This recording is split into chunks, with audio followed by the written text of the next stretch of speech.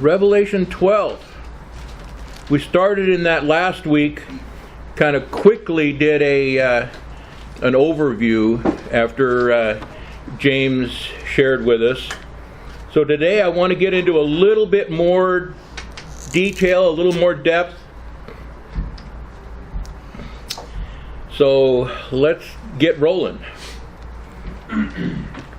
Revelation 12, beginning at verse 1.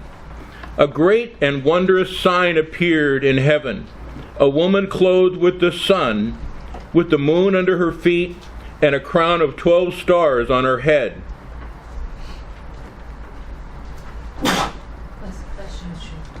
A woman.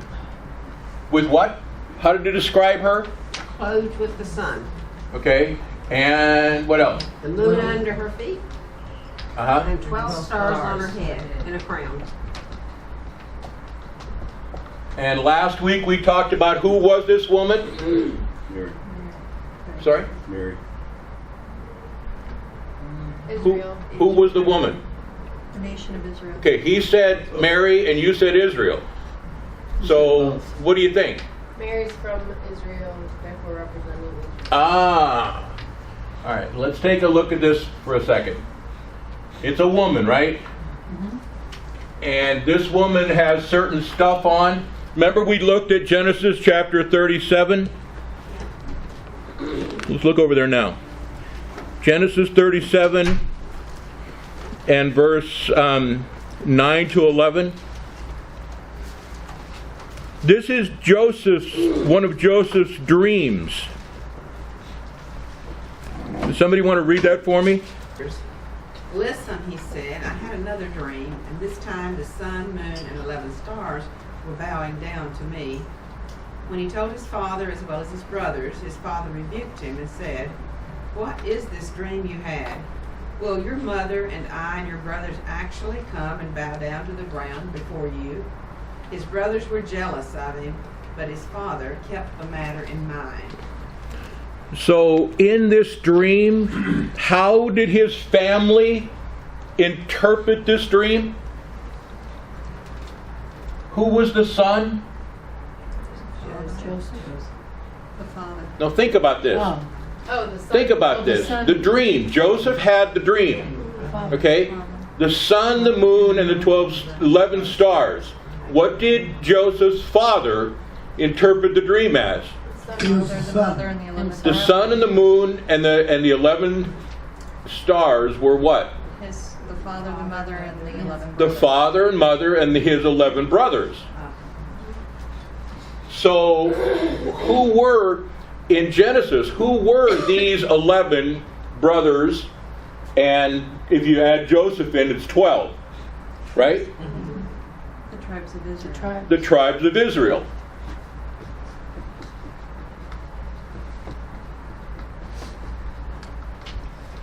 Tribes of Israel.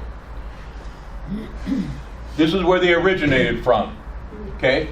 So, and Joseph's father interpreted the sun and the moon as what? Himself and his wife. Himself, Joseph's father, and mother. All of this being the foundation of the nation of Israel. Okay? So, the woman in Revelation chapter 12, with the same identification features, the sun, moon, and 12 stars, to me, I look at that and I see the nation of Israel in this. Okay?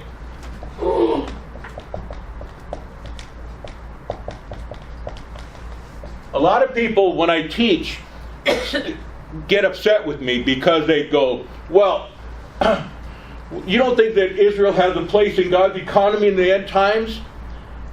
And I'm like, yeah, the nation of Israel does. Is that apart from Jesus Christ? No, it's not. So are the people of Israel, the Jews, God's chosen people? No. Not as long as they're unbelieving. Okay?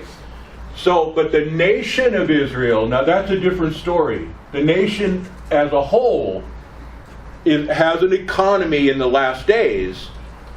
And so here you've got this woman that the nation of Israel. So this woman in Revelation 12 is pregnant, right? And in labor pains. In verse 2, she was pregnant and cried out in pain as she was about to give birth. Now flip over to verse 5. Of Revelation. Yes. It says she gave birth to a son, a male child.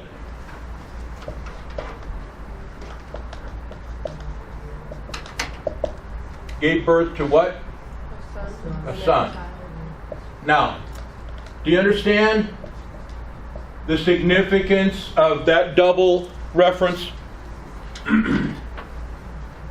John wanted you to know that it was a male child. It was a son. Both of those things. I mean, that's for emphasis. You know, so she gave birth to a male son. Okay? All right.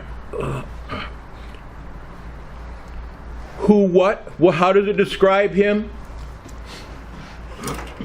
In an iron scepter. Okay. Who will rule all the nations with an iron scepter.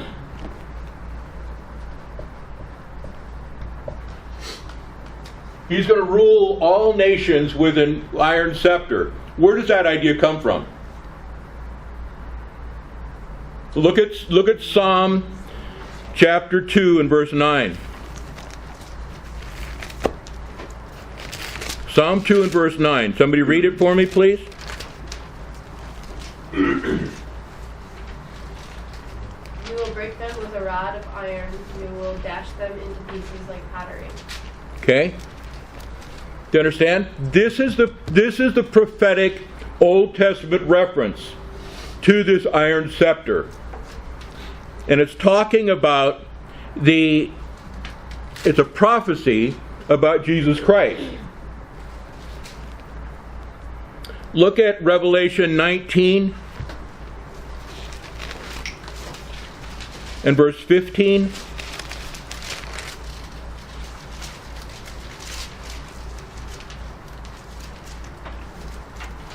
What verse?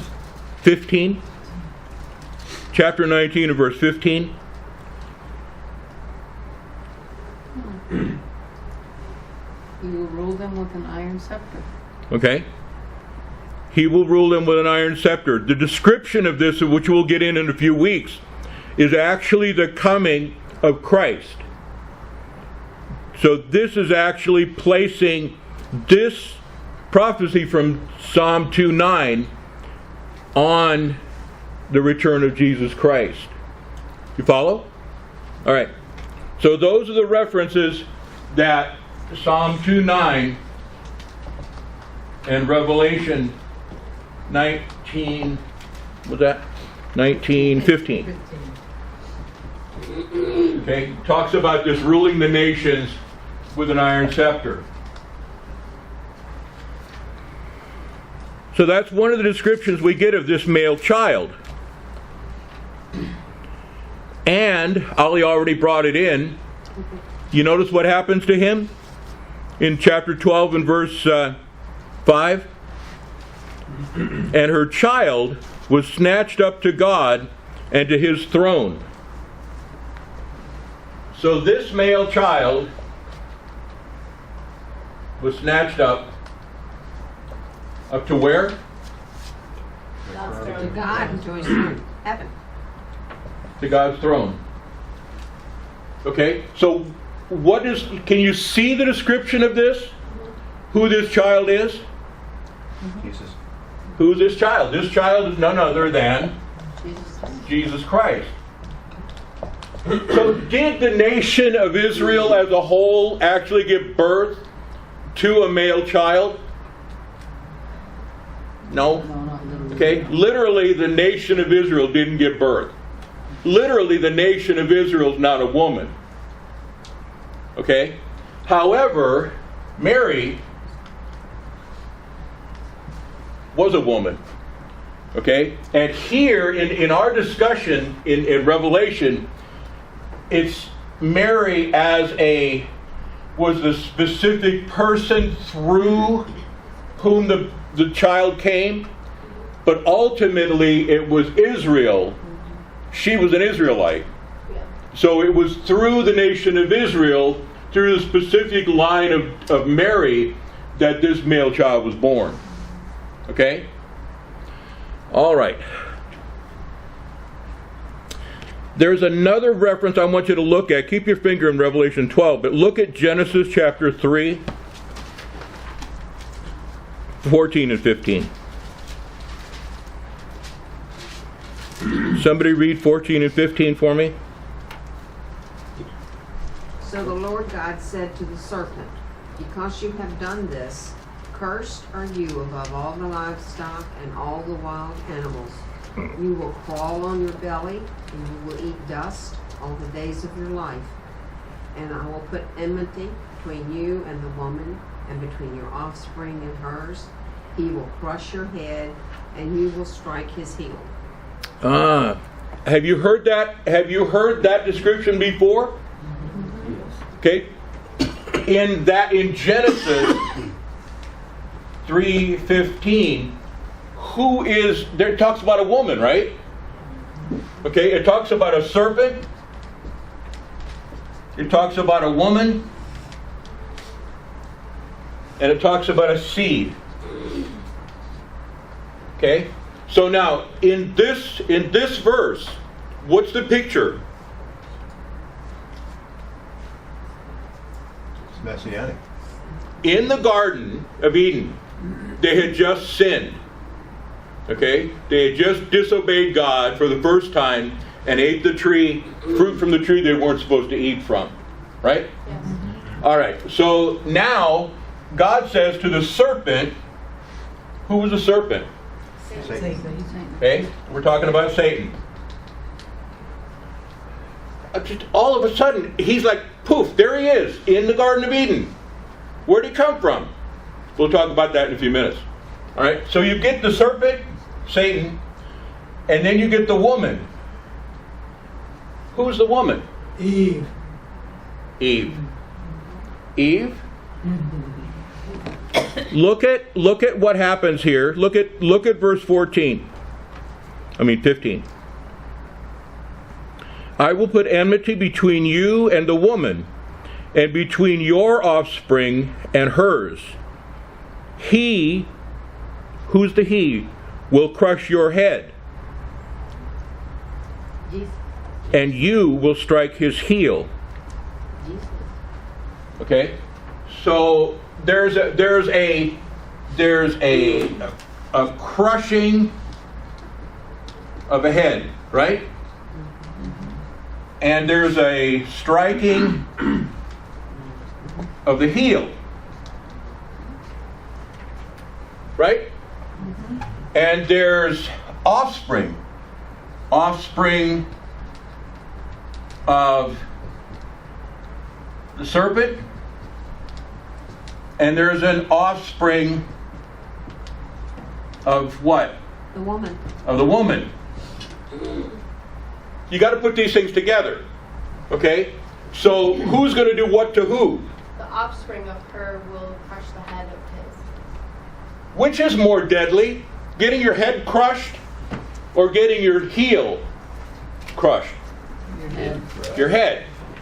Understand, the striking of the heel, who's going to strike whose heel? The serpent's going to strike her heel. The offspring Yes. of the serpent is going to strike the heel of who? Offspring of The offspring of the woman. So, and the offspring of the woman is going to crush the head of who? The serpent. All right? So you've got all of this picture going on in Genesis already. who's the offspring of the woman that's going to crush the serpent's head? Jesus. Again, we've got a reference to the woman and Jesus, her offspring. You see the connection here? Between Genesis and Revelation? So you've got, again, the reference all the way back in Genesis of Satan and of Jesus, and the interaction between the two. The idea of the woman is important, okay, because you get the woman here again in Revelation. Okay, so again, this is just, I'm trying to show you how it's the nation of Israel that is this woman that's referred to. And it is the nation of Israel that gives birth to the male child. Okay? Understand? So when I ask you who's the woman in Revelation 12, what's the answer? Huh? Israel. We're still not getting it. Israel. Mary is the actual person through whom the child comes. But for Revelation 12, it's the specific isn't what's looked at. The overall symbolic picture is what it's talking about here. The nation of Israel is actually what gives birth to the child. So literally, it's Mary, but the answer to the question as far as Revelation 12 is concerned, the woman is Israel. You follow? Okay? All right. You'll see that more in a few minutes because because Satan is also motivating another character in chapter 12. So who's the woman in Revelation 12? Okay, Israel. Okay? Who gives birth to a male child that's going to rule all nations, who is going to crush the head of the serpent. Sound like fun? All right. So y'all have that part. Yes. Look at what happens to the woman. Go back to Revelation 12.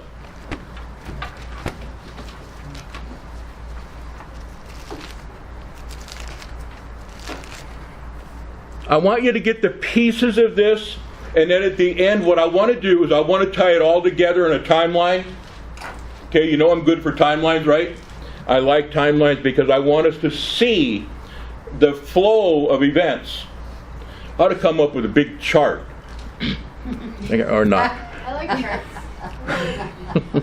All right. We are in Revelation 12 and we just finished verse 5. Look at verse 6. The woman, by the way, let me stop for a second. When did Jesus get snatched up to God's throne? After his crucifixion and resurrection, right? Yeah. When was that in history? 38 to 8. Okay, about 30, give or take, whatever, 34, 35, something like that, AD. Okay? Now, how many years ago was this? Give or take 2,000? Sure. Today is 2013, so it's about 2,000 years. Right? Yeah. More than. Okay, right. But so let me ask you this. How many verses are there between verse 5, when he's snatched up to God's throne, and verse 6? Look at what happens to the woman in verse 6. Somebody read verse 6? And the woman fled into the wilderness, where she hath a place prepared of God, and they should feed feed her there 1,203 days. Okay? So, remember our timeline here? This one here, the 7-year period of time? Split in half. And what happens in the middle? The covenant's broken. The abomination of desolation. Okay? So, what happens at this time? The Antichrist is revealed. The what? The Antichrist is revealed. The Antichrist is actually sets himself up as God Yeah. in the temple. Okay? And he does all this nasty stuff in the last 3.5 years of what? The tribulation. Has the tribulation started yet? Actually, in history, has the tribulation started yet? No. Not yet. What starts it? The rise of the Antichrist. A what? The rise of the Antichrist. Well, okay. But what specifically starts this 7-year period? Starts in the third temple. The what? Starts in the third temple. I still can't hear The you. race of the third temple. The temple. Where's what verse is that tells us that's what starts it? Go back here. Okay, just to save a little bit of time, Daniel chapter 9, the 70th week, okay, the 70 weeks, says that this starts with a covenant with many. Okay? This covenant starts this 7-year period. That covenant doesn't exist yet. In the middle of this covenant, 3.5 years into it, the Antichrist breaks this covenant, creates the abomination of desolation, and then for the next 3.5 years, other stuff happens. You follow? Yes. All right. So the temple is probably going to be rebuilt sometime in this 3.5 year period. Has to. You can't desecrate something that doesn't exist. Okay? So, where are we? Let's see. So my point being here that this already has had 2,000 years between the snatching away of the Son to God's throne, and yet how many more years before this 7-year period starts? I don't know. Nobody does. Okay? So, this abomination of desolation is actually when the woman flees into the desert.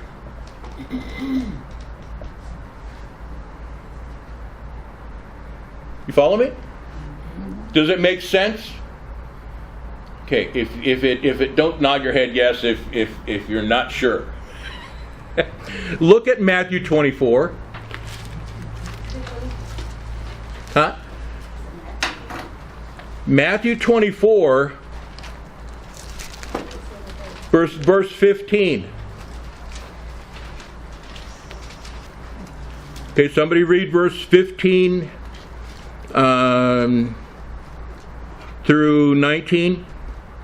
So when you see standing in the holy place the abomination that causes desolation, spoken of through the prophet Daniel, let the reader understand.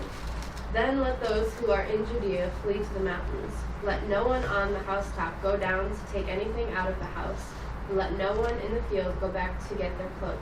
How dreadful it will be in those days for pregnant women and nursing mothers. Pray that your flight will not take place in the winter or on the Sabbath. Okay, For then, that's all right. oh yeah.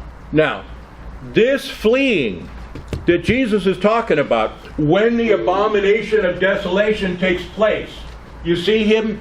You see his reference to that? Okay, this is actually in the middle of this 7-year period. It says, flee into the mountains. In Revelation chapter 12, it says the woman flees where? Into the desert. All right? Is there a problem with the mountains in the desert? If you look at that area of geography, When they flee into the desert, they're fleeing into the mountains. Look at Israel sometime on a map or pictures you see. The desolation, I don't mean that, the abomination of desolation, but the barrenness, okay, of that geography. When it flees into the desert, fleeing into the mountains is the same thing. Okay? So, those who are in Judea, Jesus says, are supposed to flee into the mountains when they see this happen. That's in Matthew 24. It talks about how good, like in Matthew 24, that whole chapter talks about like being able to see it and stuff too, like knowing when it happened. Yeah. So you've got this happening. Do you see the connection? Do you see the connection between Matthew 24, 15 to 19, and Revelation chapter 12 and the woman fleeing? Yes. Okay? All right. Let's go back to Revelation chapter 12. Okay, verse 6. The woman fled into the desert to a place prepared for her by God, where she might be taken care of for 1,260 days. This exact time period right here. 3.5 years. Huh? 3.5 years. Yes, 3.5 years. All right. So now, that's what the woman does. Skip down all the way to verse 14 in our chapter. The woman was given the 2 wings of a great eagle so that she might fly to the place prepared for her in the desert, where she would be taken care of for a time. What else? And times. Times And a half. and a half a time. Okay? This is 1, plural is 2 and a half, which comes up to what? 3.5 years. Okay? So you've got this reference in verse 14 to the woman fleeing into the desert again, where she's going to be taken care of. So God's going to protect the nation of Israel in the desert for this time period. For the tribulation. I'm sorry? For the tribulation. During the second half Yeah. of the tribulation, yes. All right. So, do you see what's going on with this woman? She's being protected. Yes. Okay. She gave birth to the male child who was caught up to heaven. He's going to rule all nations with an iron scepter. It's already been 2,000 years, and this hasn't started yet. So there's a lot of time between verse 5 and verse 6. A lot of time. And that's not unusual. There's lots of places in the Bible where there's those kind of huge time differences in the same sentence. So if you look on, it says,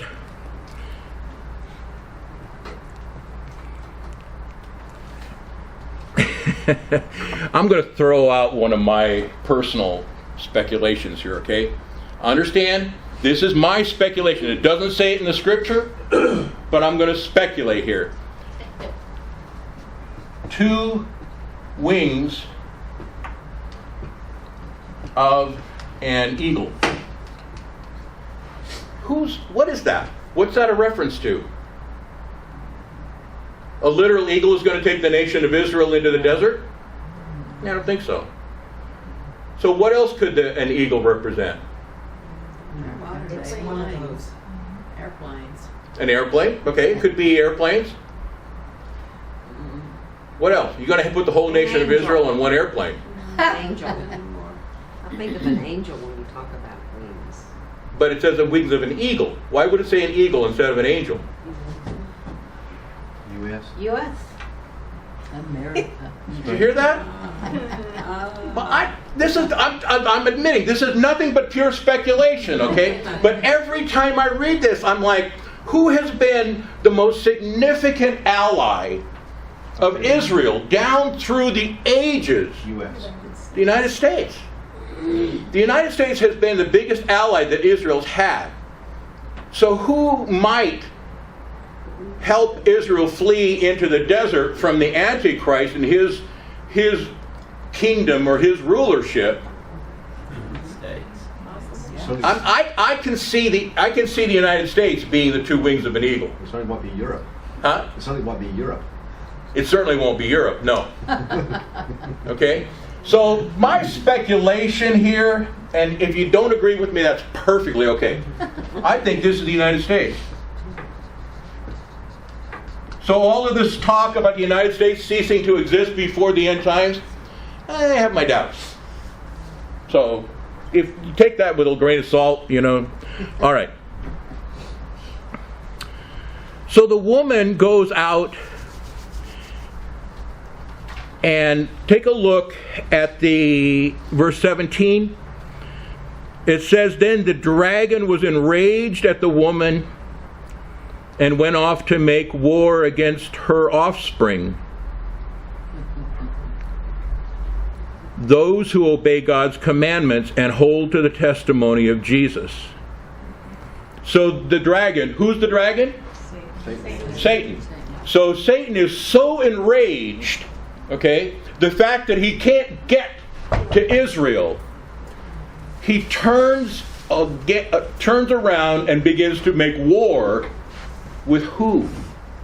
The Christians. Christians. I mean, that description can't be any plainer. To those who obey God's commandments and hold to the testimony of Jesus. Satan turns on the church. Have we talked about this happening? Yeah. Okay, we've talked about this. What happens to the witnesses that are preaching the gospel? The first 3.5 years of this period. They're killed. The second 3.5 years, it says that the Antichrist kills them. So chapter 11 and chapter 12 fit together like hand in glove. So this is a reference to exactly what the second part of chapter 11 is talking about. Follow? All right. So we've talked about the woman. We've actually talked about the dragon as well.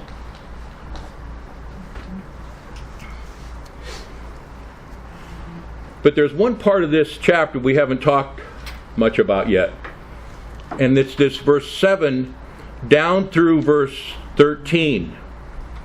This war in heaven. We've talked about the child. We've talked about this 7-year period when most of this stuff starts hitting the fan, with the abomination of desolation being the key. The second half. On all this?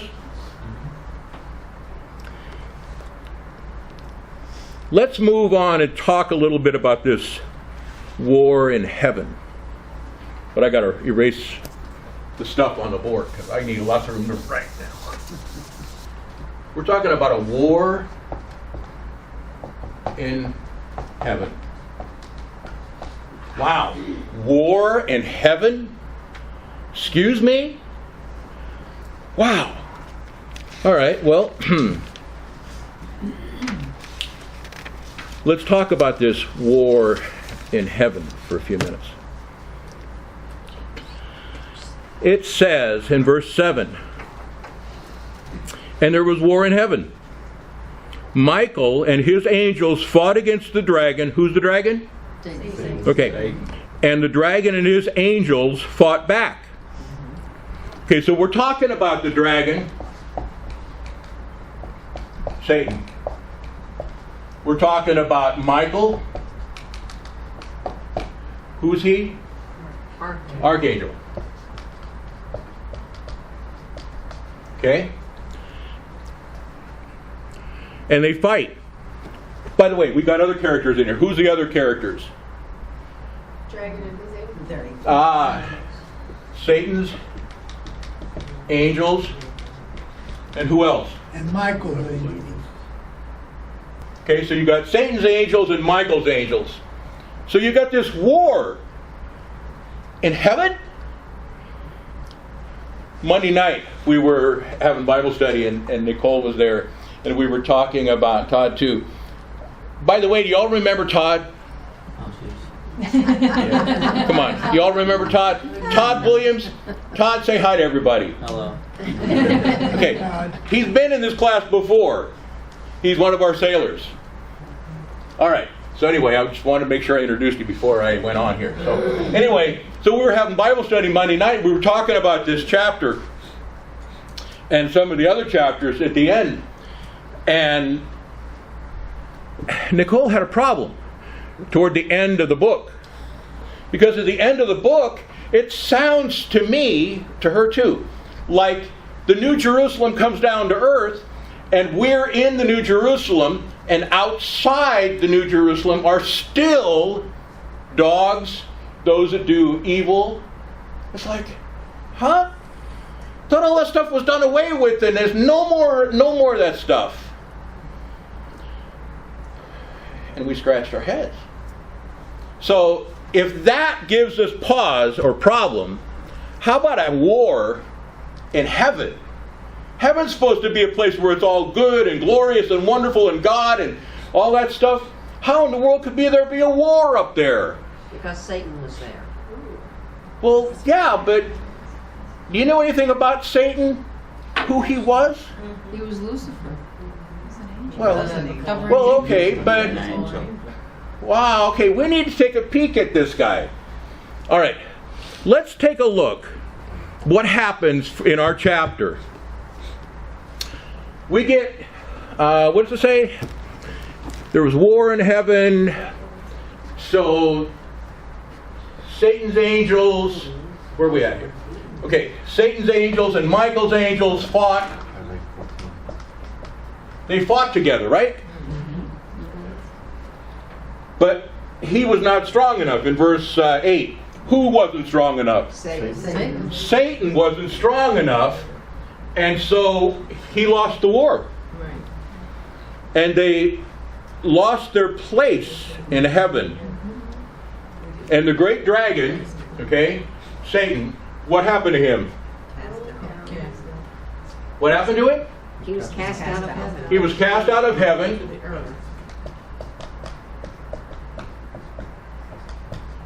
And what else does it say about him? With his angels. Right, but he was cast out of heaven, and what? Hurled to the earth. Now this is a picture all the way back before earth was created. Okay, hang on to that thought. Who leads the whole earth astray? He was hurled down to the earth. Yeah.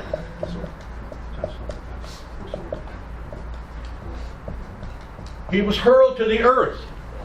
You got to understand that. Satan didn't start out Satan. He wasn't created evil. Do you understand that? Yes.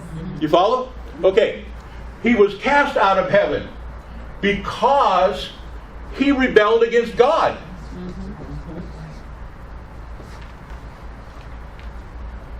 Huh? Where? Yeah. Okay, we'll get there in a minute. Okay. All I right. wasn't trying to throw you off track. I just had a The question. great dragon was hurled down, that angel, that ancient serpent called the devil or Satan, who leads the whole world astray.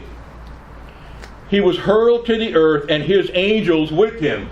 So not only was Satan hurled out of heaven, cast down to earth, but all of his angels with him. All right. Look at verse 13. When the dragon saw that he had been hurled to earth, he pursued who? Woman. The woman. So Satan, when he realized he was hurled out of heaven, he pursued the woman.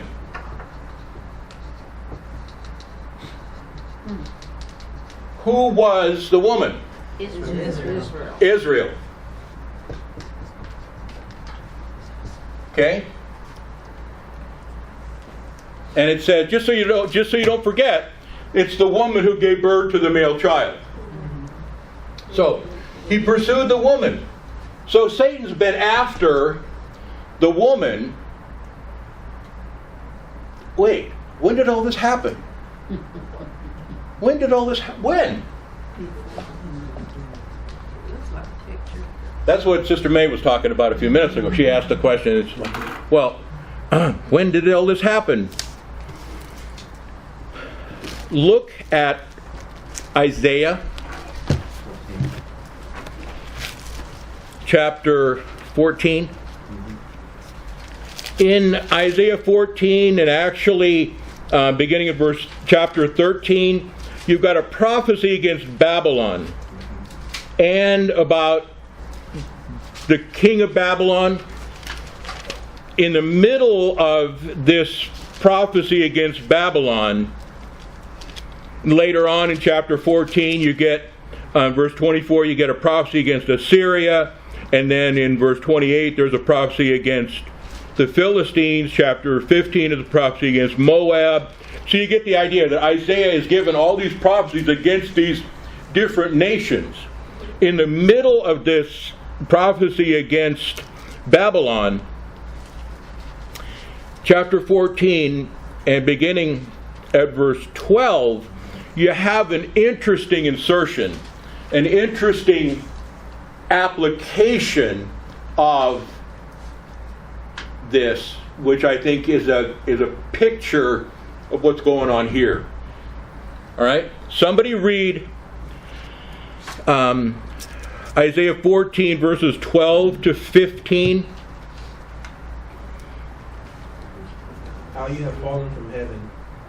Oh, Yes, that's right. That's right. Beginning of verse 12 down through 15. sorry. How you have fallen from heaven, O morning star, son of the dawn. You have been cast down to the earth, you who once laid low the nations. You said in your heart, I will ascend to heaven. I will raise my throne above the stars of God. I will sit enthroned on the mount of assembly, on the utmost heights of the sacred mountain. I will ascend above the tops of the clouds. I will make myself like the Most High. You who are brought down to the grave, to the depths of the pit. Oh. It's in the RSV, he's called the sun, he's called the day star, the son of dawn. It's of Lucifer. Okay. So the idea here is that you've got a picture of Lucifer in heaven. There's another description of him, and I can't think off the top of my head where the description is, that he was beautiful, and he was awesome, and he was glorious. And he was the covering cherub. Basically the angel that covered the throne of God. That's not evil. That's beauty. That's beautiful. It's awesome and it's glorious. That's how he was created. He was created to be the covering cherub for God's throne. Let that sink in for a second. Then pride arose in his heart, and he said, I'm going to be like the Most High. So what did he do according to Isaiah 14? He basically wanted to usurp the very position of God. You follow? That's what Lucifer, an angel, a beautiful, awesome, glorious angel, allowed pride to rise up in his heart. And as a result, he rose up in rebellion against God and said, I will be like the Most High. He wanted to be God. He led a rebellion against God. Wow. I'm like, yeah. And the archangel, Michael, and his angels fought. And there was a war in heaven. This, folks, is at the conclusion of this war, he lost. He was cast out of heaven along with his angels, which became demons. Okay? They were hurled out of heaven, cast down to earth. That's why the serpent was in the garden. That's where he came from. This war ended in his being cast out of heaven, and he ended up here on earth. And he ended up in the Garden of Eden. You on? You and I were talking about free will and free, all that, just as humans. But I believe that they were created, even though they're not like us, they were created with free will. Yeah. So the angels too had free will. All his creation was given free will. Yeah. Okay? All right. So this is where the serpent ended up in the garden. You see the two tied? Yeah. So these angels are also called stars. Now what happened to those stars? Back in our chapter, Revelation.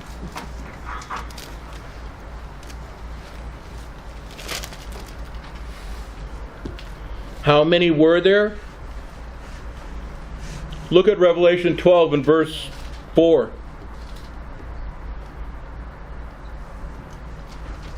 His tail, the dragon's tail, swept a third of the stars out of the sky.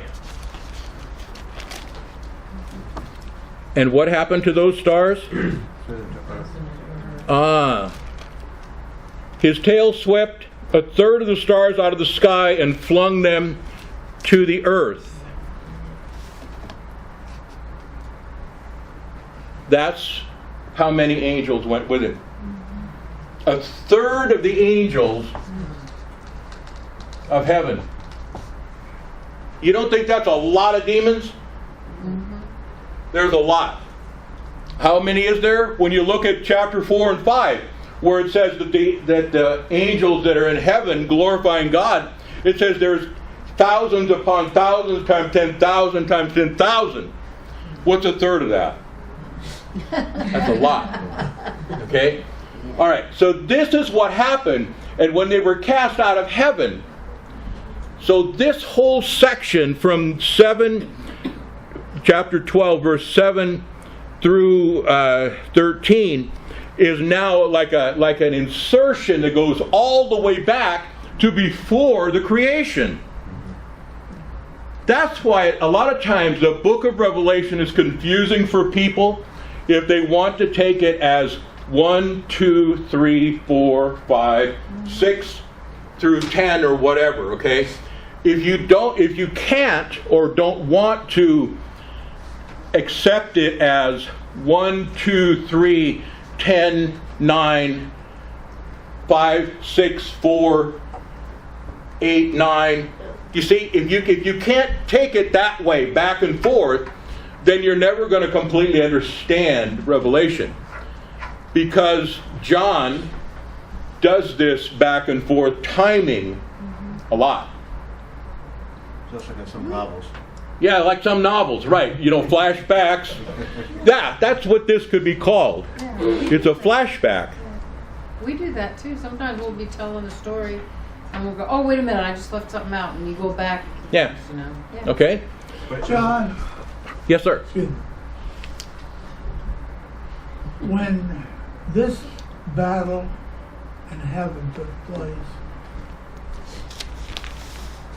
was not God the Almighty with all strength and all power? Yes. Why could he have stopped that with his hand? He could have. I believe he Why could didn't have. he though? I don't know. It doesn't tell us. But then he did, because he cast Satan from heaven. Yeah. Right, but he allowed the war to go on. Yeah. He allowed the war to happen Because of free will. Because of free will. because of free will. So God doesn't force people to love him or accept him, That could have Even been- his angels. even his angels. That could have been a testing time for the angels to decide who's going with who. Yeah, Yeah. So it's the time you make your decision now. Yeah. okay? But what I'm about to say is that it's interesting that John is inserting this portion in his revelations of much of the end times and so forth, going back to remind the reader about, first of all, the promise of the Messiah from the beginning in Genesis 3 and where the war began. Right. You know, See, this war, this battle has been going on ever since. All right? Let me give you a quick, I don't have time. Let me give you just a real quick rundown of the